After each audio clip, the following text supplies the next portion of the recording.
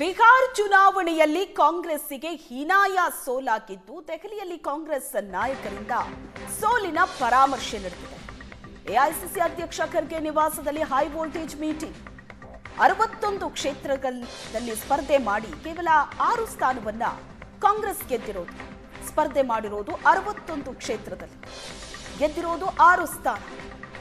ಬಿಹಾರ್ ಸೋಲಿನ ಬಗ್ಗೆ ಕೈ ನಾಯಕರು ಚರ್ಚೆ ಮಾಡಲಿದ್ದಾರೆ. ಖರ್ಗೆ ನಿವಾಸಕ್ಕೆ ವಿಪಕ್ಷ ನಾಯಕ ರಾಹುಲ್ ಗಾಂಧಿ ಆಗಮಿಸಿದ್ದಾರೆ.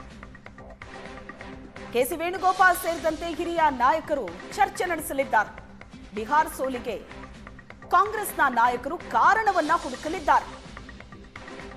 ಸೋಲಿನ ಆತ್ಮಾವಲೋಕನ ನಡೆಯಲಿದೆ. ಈಗ ಕಾಂಗ್ರೆಸ್ ಹೈಕಮಾಂಡ್ನಿಂದ ಬಿಹಾರ್ ಸೋಲಿನ ಆತ್ಮಾವಲೋಕನ ಆಗುತ್ತೆ. ಬಿಹಾರ್ ಸೋಲಿನ ನಂತರ ಈ ಸೋಲಿಗೆ ಕಾರಣ ಏನು?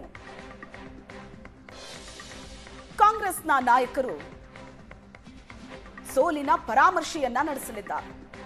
ಖರ್ಗೆ ನಿವಾಸಕ್ಕೆ ವಿಪಕ್ಷ ನಾಯಕ ರಾಹುಲ್ ಗಾಂಧಿ ಬಂದಿದ್ದಾರೆ.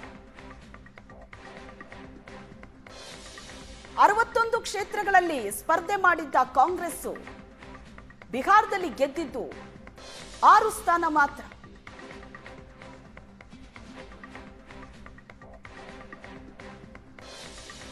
ಖರ್ಗೆ ನಿವಾಸಕ್ಕೆ ಈಗ ಕಾಂಗ್ರೆಸ್ಸಿನ ನಾಯಕರು ಬರ್ತಾ ಇದ್ದಾರೆ.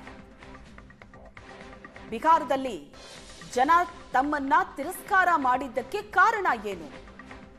ಕಾರಣವನ್ನ ಹುಡುಕಲಿದ್ದಾರೆ. ಈಗ ಸೋಲಿನ ಪರಾಮರ್ಶೆ ನಡೆಯಲಿದೆ.